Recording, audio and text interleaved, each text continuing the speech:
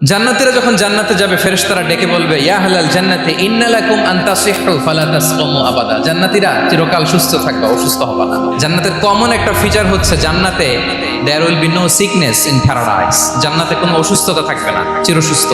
সুবহানাল্লাহ পড়ে।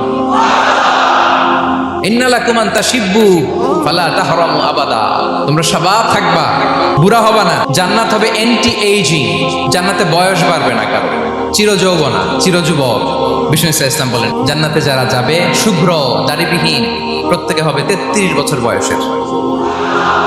ওয়া ইন্না লাকুম আন তাহিয়াউ ফালা তামুতু আবাদা। চিরকাল বেঁচে থাকবা, মরবা না। এবং সেদিন জান্নাতে মৃত্যু দেয়া হবে, মৃত্যু দেয়া হবে। ইউতাল মাউতু বিকাবশিন আমলাহ। একটা ছাগলের আকৃতিতে মৃত্যুকে আনা হবে। ফায়ুযবাহুল মাউত, মৃত্যুকে জবাই দেয়া হবে। এবার জান্নাতীরা তাকিয়ে থাকবে, ফেরেশতারা বলবে ইয়া আহলাল জান্নাতি খুলুদুন ফালা মাউত। হে জান্নাতীরা, চিরকাল এই জান্নাতে থাকবে।